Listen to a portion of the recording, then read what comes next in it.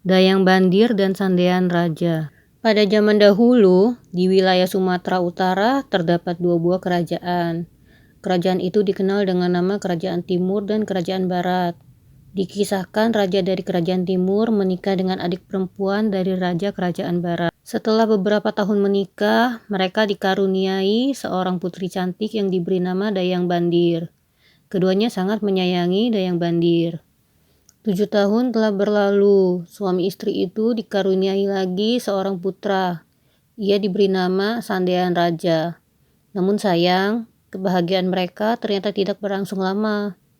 Ketika anak-anak mereka masih kecil, raja dari Kerajaan Timur meninggal dunia. Hal ini membuat kekosongan pemerintahan di Kerajaan Timur.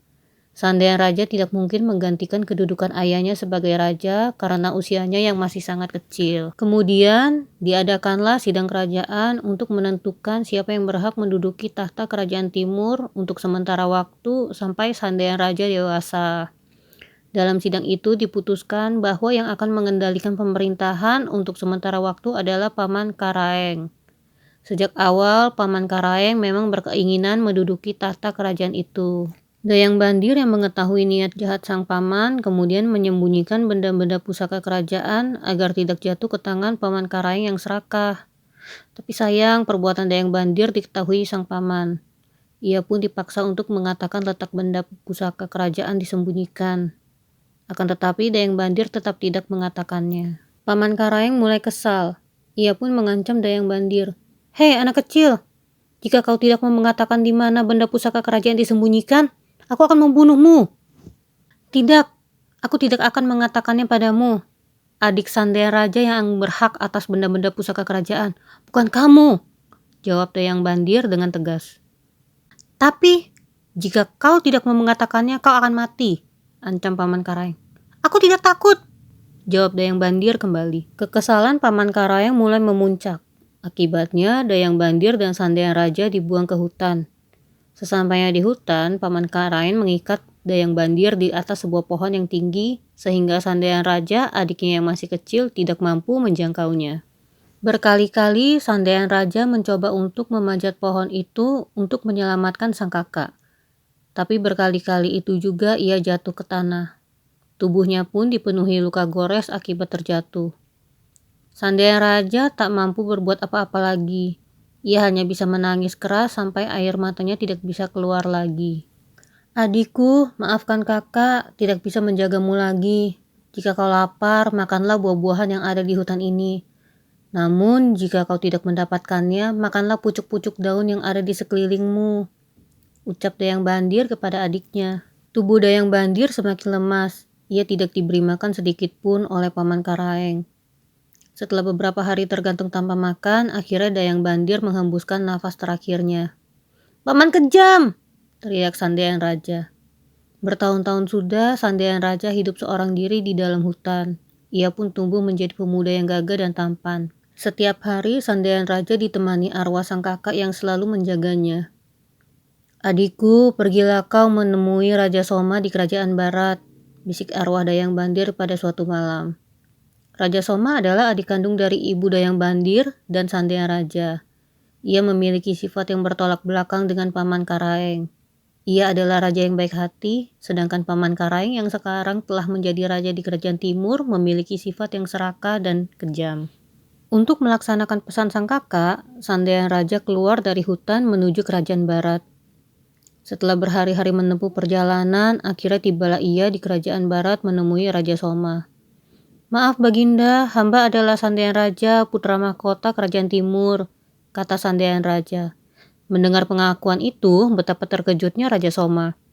Sudah bertahun-tahun lamanya ia tidak mendengar kabar dari keponakannya itu. Kabar terakhir yang ia dapatkan dari Kerajaan Timur adalah kedua keponakannya telah lama meninggal dunia. Tapi kini ada seorang pemuda yang mengaku bahwa dia adalah keponakannya. Benar-benar hal yang membingungkan untuknya. "Baginda, hamba benar-benar Sandean Raja. Hamba belum meninggal. Kakak hamba, Dayang Bandirlah yang telah meninggal. Itu semua karena Paman Karaeng yang jahat. Apa yang harus hamba lakukan untuk membuktikan perkataan hamba?" tanya Sandean Raja. "Baiklah, jika kau benar-benar keponakanku, coba kau pindahkan sebatang pohon ke istanaku. ucap Raja Soma. Untuk membuktikan bahwa dirinya adalah keponakan dari Raja Soma, akhirnya Sandian Raja melaksanakan syarat itu dan berhasil. Tapi Raja Soma tidak begitu saja percaya. Ia pun mengajukan syarat yang kedua, yaitu Sandian Raja diharuskan menebas sebidang hutan untuk dijadikan perladangan. Dalam waktu singkat, Sandian Raja berhasil melaksanakan syarat tersebut. Melihat hal itu, Raja Soma mulai bingung. Untuk memastikannya, ia pun mengajukan syarat yang ketiga. Sekarang, syarat yang ketiga adalah kau harus membuat rumah bolon alias istana besar untukku. Syarat itu tidak menjadikan Sandian Raja patah semangat. Dengan sigap, ia membuat sebuah rumah bolon. Dalam waktu 3 hari, rumah bolon itu berhasil didirikan. Benar-benar pemuda yang hebat, ucap Raja Soma dalam hati. Untuk lebih meyakinkan dirinya, Raja Soma meminta Sandian Raja menunjukkan seorang putri raja di antara puluhan gadis yang berada di sebuah ruangan gelap. Sandian Raja merasa khawatir jika ujian yang terakhir itu tidak berhasil dilaksanakannya. Tiba-tiba saja terdengar suara bisikan halus.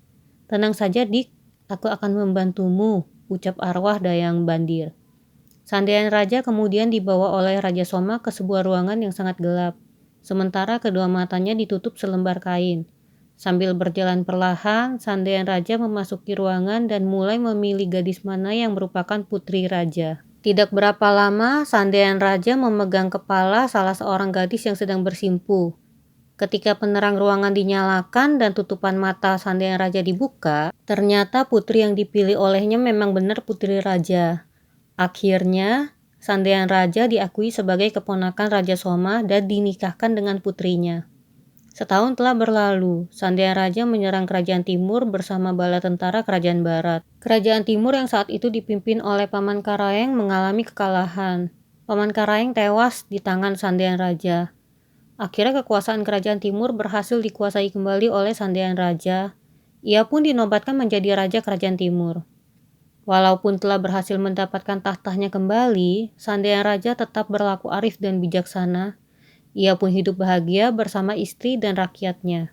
Pesan moral dari cerita ini adalah, usaha yang keras akan mendapatkan hasil yang memuaskan, sebab sebuah keberhasilan membutuhkan pengorbanan.